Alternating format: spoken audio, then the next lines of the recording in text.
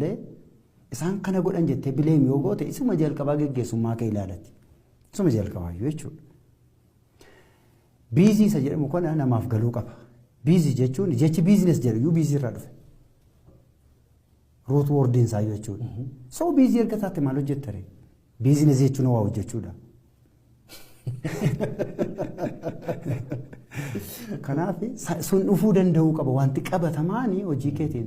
Yoommoo biizii inni jedhame tarii amma fakkeenyaaf kompiitarrii namni an biiziidha jedhu nama fookasii miti nama xiyyeeffannoo miti nama biizii ta'u.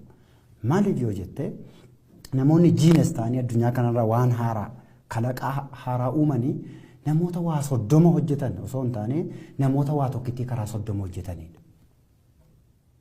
Waa tokkitti karaa 30? Waa 30 karaa tokko. Makan keenya shanqabeetu achi qaba miti. Winners do not do different things. They do things differently. Namichi you can win barreessu jechuudha. Kanaaf biizii yoo taate kompiitara tokko gaafa ni biizii ta'u yeroo sana maawuziin hojjetaan jirtu ni dhiiftaa jechuudha. Hojjetaan jirtu jechuudha matas biizii taate itti taanaan immoo kara biraa. Kara biraa effektiivii isaa nutti agarsiisa biizii taate itti taanaan. Kara biraa immoo biizii taate jechuun siriimayyuu wanta sirraa argamu hin jiru akkuma kompiitaraa teesseetta jedheen yaada. Gaggeessaan fedhii isaa dursuuf hojjetu hanga fedhii isaa galmaan ga'utti rafee waan hin bulleef waan gaarii caalaa waan hamaa raawwachuuf haala mijeeffataa. Maaliin ibsama? Fedhii uummata bal'aa, fedhii jaarmiyaa bal'aa cinatti dhiifteetta yoo ta'e kan kee galmaan ga'achuudhaaf fedhii keetiif fiidda. Fedhii keetiif immoo gaafa fiiddu fedhii kee dura waan akka hin ta'u jedhee nama si dura dhaabatu karaarraa qabuudhaa fi mekaaniizimii baay'ee fayyadamtee tokko nuun ajjeefta ta'a. Namicha sana fedhiin kee amma galmaan ga'utti jechuudha.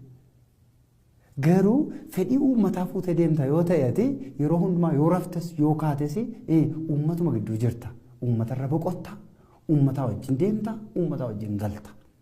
Uummata ka. Sigalee ati garaa uummataa keessa jirta, uummanni garaa kee keessa jira jechuudha. Garuu ati fedhii kee duukaa buuta yeroo ta'e uummanni sirraa goraa qobaa keetti haftaa jechuudha.